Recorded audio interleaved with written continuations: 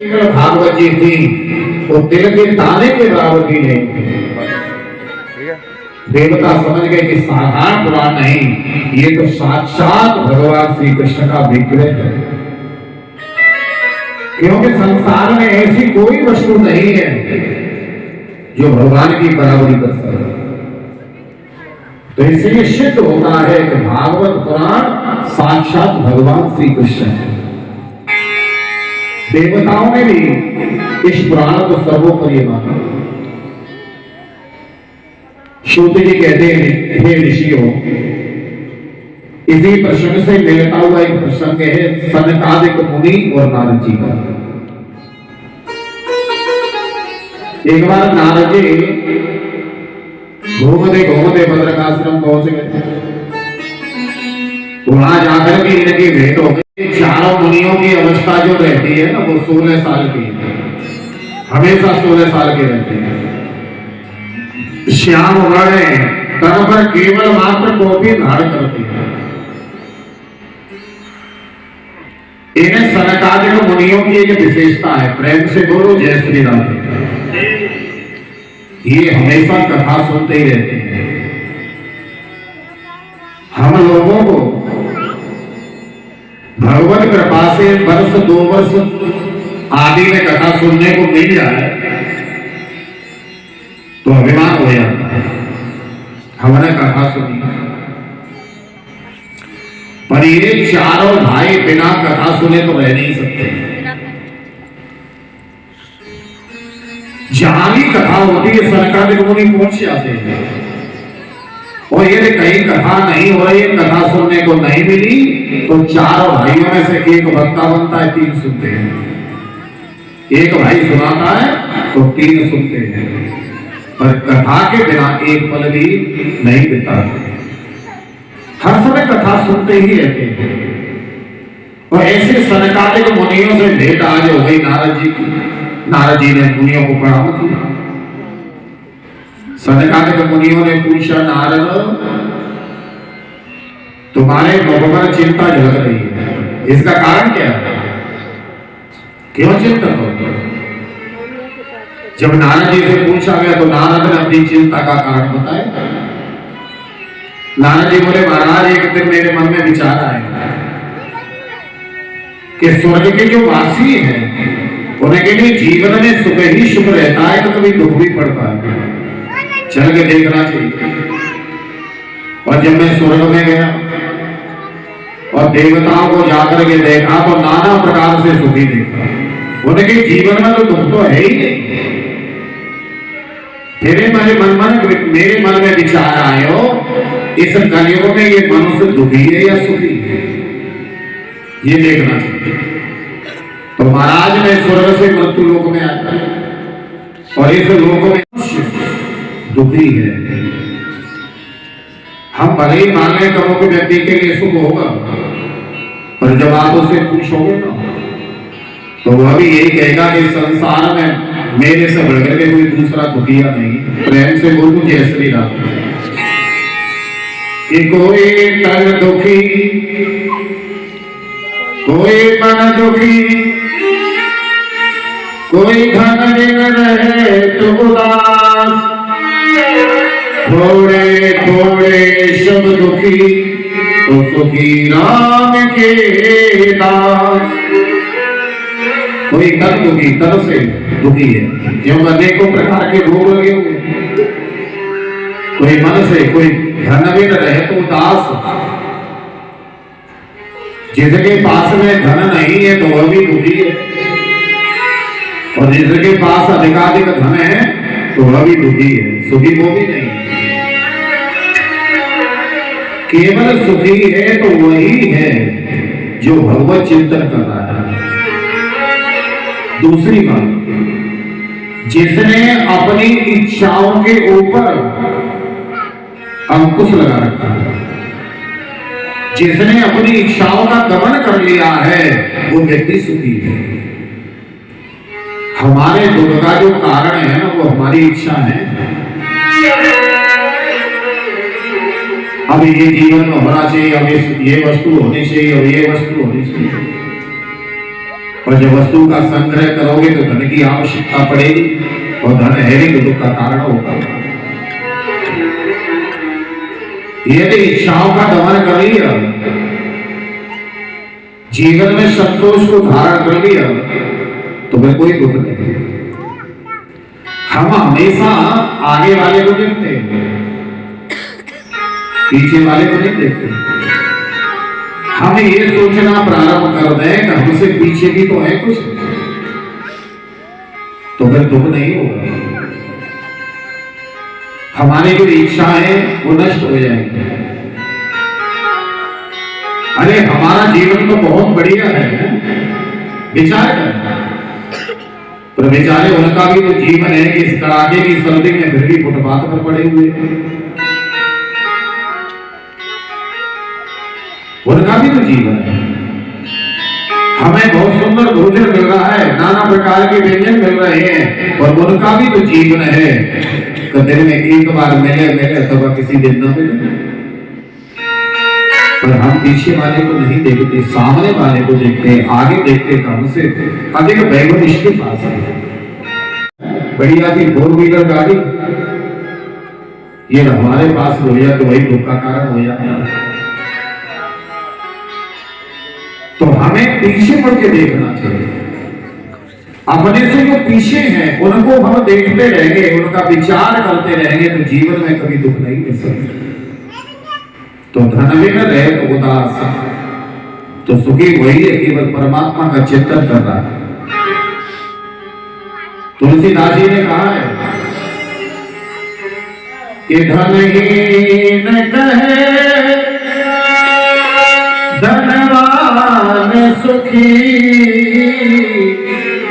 धनवान कहे सुख राजा तुम्हारी, कि राजा कहे महाराज सुखी, महाराज कहे सुख इंद्र तुम्हारी, कि इंद्र कहे चतुरानन सुखी, चतुरान कहे सुख विष्णु तुम्हारी।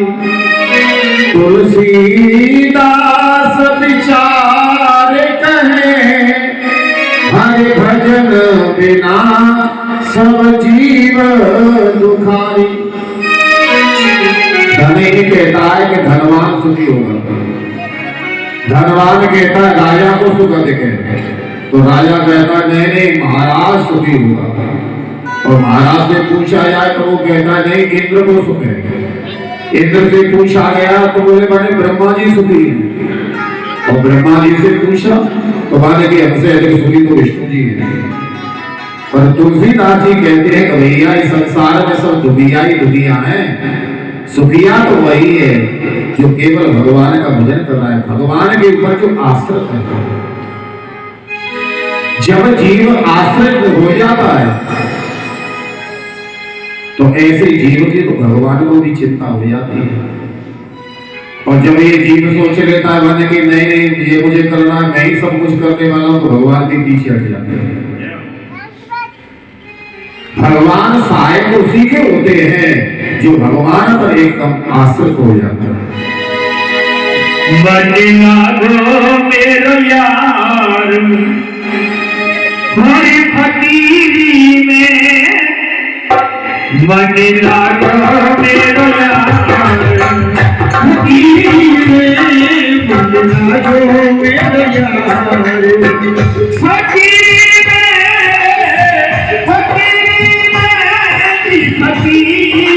में मन लागो मेरो यार फकीरी में मन लागो मेरो यार।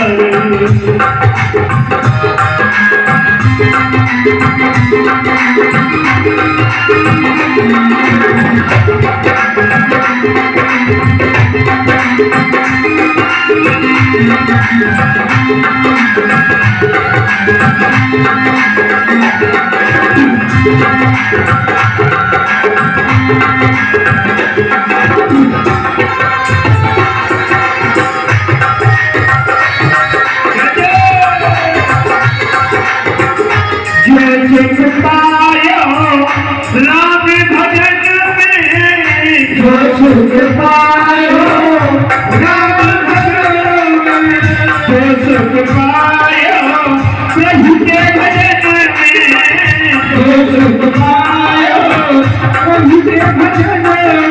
हरि तो सुख नाए, तो सुख नाए कबीरी में, मन लागो तेरो यार, कबीरी में मन लागो तेरो यार, कबीरी में मन लागो तेरो यार।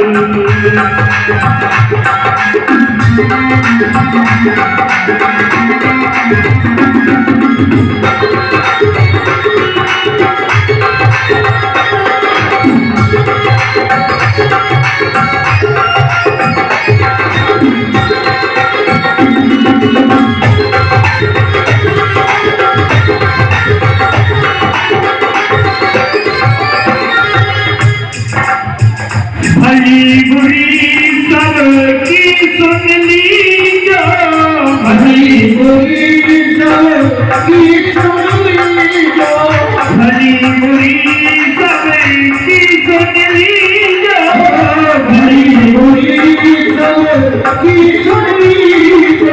हर कर गुजरान गरीबी में मन लागो यार, फकीरी में मन लागो मेरो यार, फकीरी में मन लागो मेरो यार।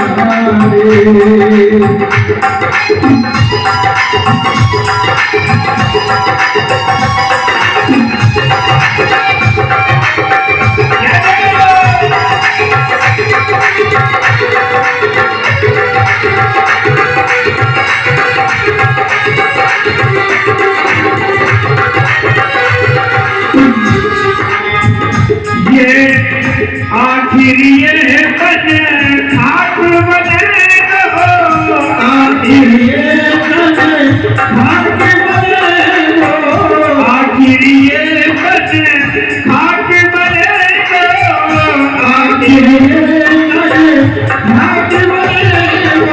हर काय फिरे मजबूरी में, मन लागो मेरो यार, फकीरी में मन लागो मेरो यार, फकीरी में मन लागो मेरो यार।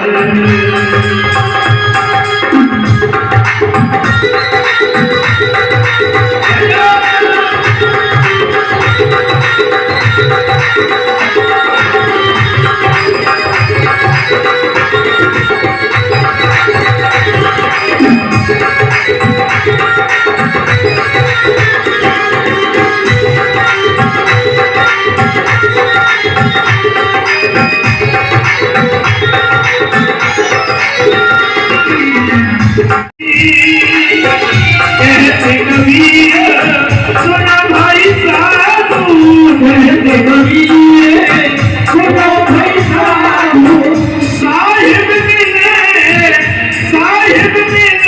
सबूरी में, मन लागो मेरो यार, कबीरी में मन लागो मेरो यार।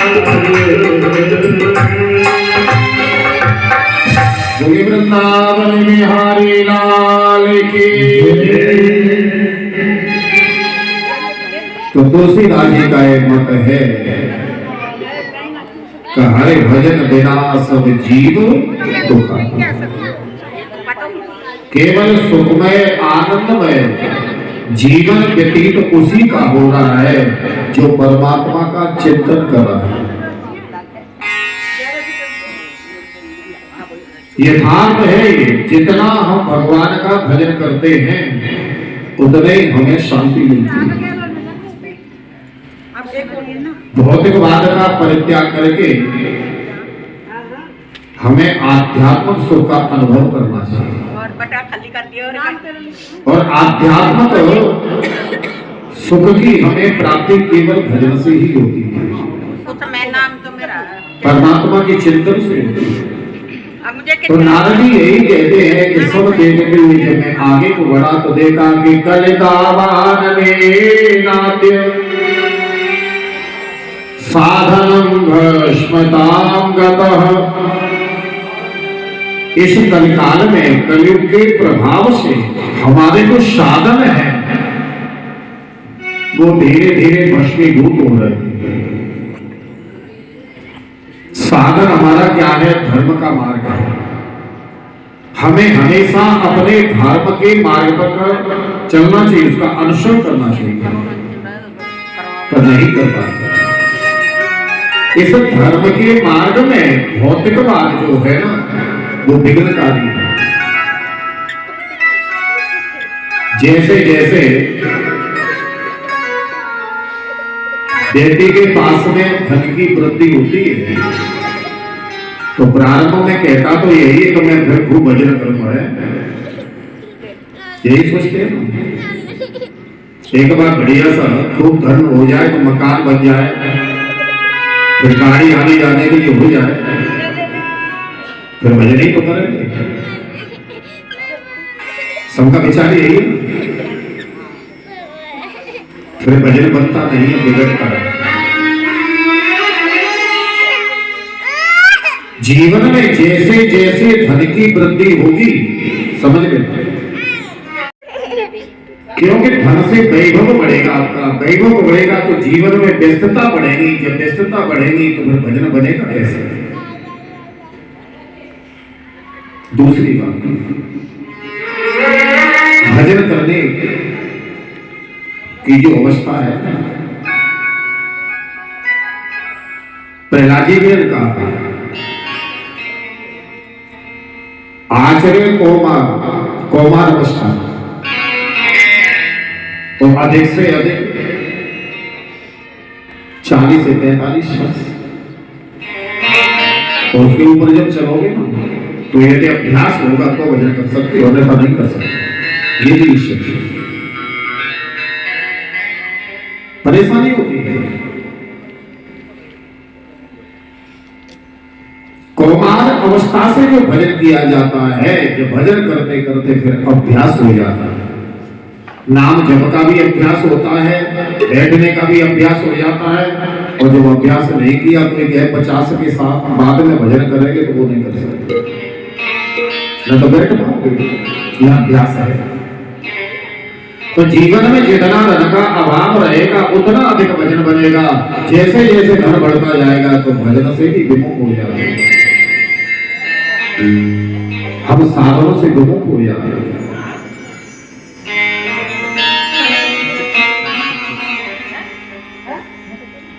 यहाँ आने से परसों आए ना, 30 तारीख को वृंदावन नहीं थे।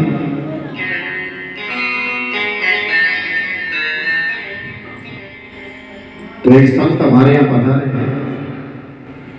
एक आए, ऐसे साधना पर जब चर्चा हुई तो हमने उनसे कहा हम आए, तो उस समय भी हमारा 10 से 10:30 घंटे की बैठक चल रही थी, आसन चल रहा था। क्योंकि आप लोगों के प्रेम ने, स्नेह ने ऐसा बांध दिया एकदम कि जिस साधना में बैठा था मैं 15 दिन के लिए, वो मुझे कार्य पूरा केवल 7 दिन में ही करना पड़ेगा। अब संकल्प ले लिया है, ध्यान दो, जब संकल्प ले लेते तो उसकी पूर्ति करना अत्यावश्यक है। यदि संकल्प लेने के बाद उसकी पूर्ति नहीं हुई तो वो कष्टकारी हो जाता है। हमने संकल्प लिया अमुक जप इतनी संख्या में हम करेंगे, पर कितने दिन के लिए? 15 दिन की अवधि में आराम से करेंगे। और जब ये बहनों का फोन पर फोन गया ना कि नहीं 1 तारीख से ही करनी, तो अधूरा तो छोड़ नहीं सकते, तो उसकी अवधि बढ़ानी पड़ी मुझे। ठीक 4 बजे से लेकर के 2 बजे तक आसन रहा, फिर मेरा 2 बजे खड़ा। तो वो संत कह रहे थे कि इतना तुम आज कैसे बैठ जाते हो, इतना बैठना मुश्किल है। पर उन्होंने उसका उत्तर दे दिया, पर आपकी जो साधना है वो बाल्यकाल से, क्या वो बाल्यकाल से परिचित है? कहने का तात्पर्य है कि साधना भी कौमार अवस्था से जब दी जाती है तो हम भजन हमारा परिपक्व हो जाता है, भजन चलता है। कृष्ण दुखम गमिष्यते। नारद जी कहते हैं कि देवी भक्ति चिंता करने से कोई लाभ नहीं है। आप वृथा में चिंता करते रहो तो क्या उसकी पूर्ति हो जाएगी? ठीक है। श्री कृष्ण चरणाम्भोजन। चिंता की जय पर भगवान के चरणों का ध्यान करो, उनके नाम का जप करो तो आपकी चिंता दूर हो सकती है। दूसरी बात, जब जब मन चिंताओं से ग्रसित हो जाए तो भगवान का नाम जप करना प्रारंभ करो। यदि अधिक क्रोध की जागृति हो जाए तो नाम जप प्रारंभ करो, तथा क्रोध शांत हो जाए। ये एक औषधि है क्रोध को शांत करने की।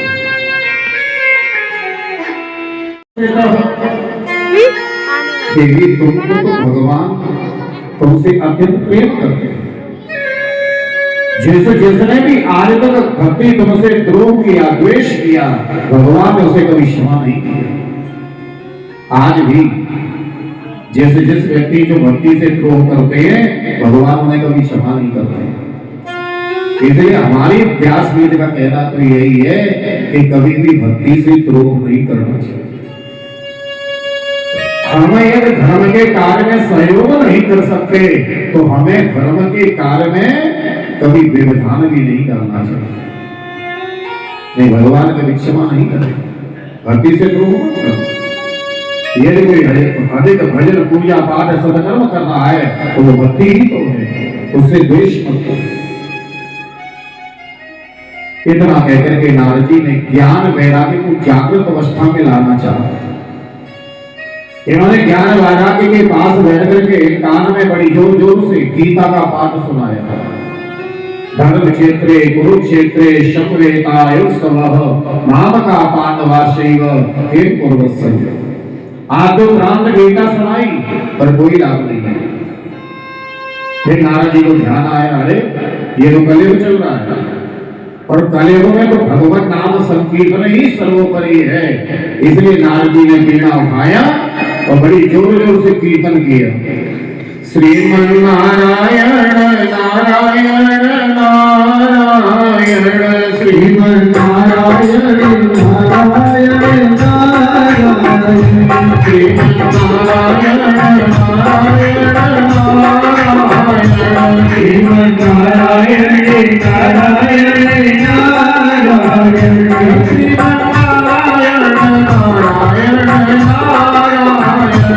श्रीमन्नारायण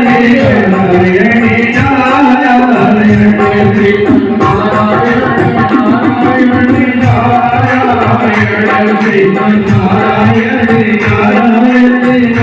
नारायण, श्रीमन्नारायण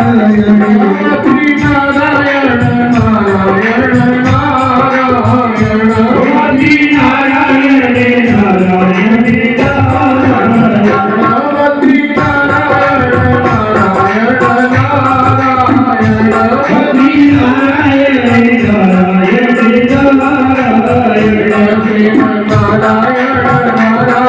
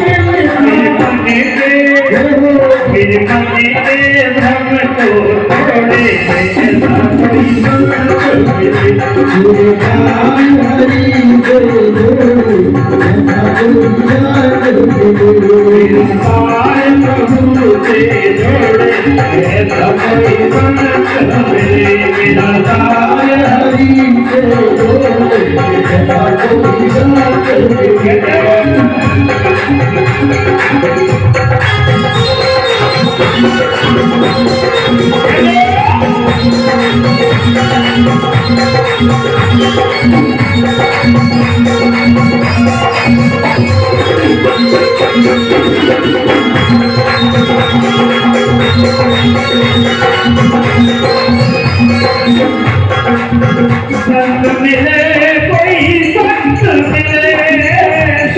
मिले कोई संत मिले संत मिले भगवान मिले संत मिले भगवान मिले मेरी पति के मेरा पार मेरी पति के भोले भोले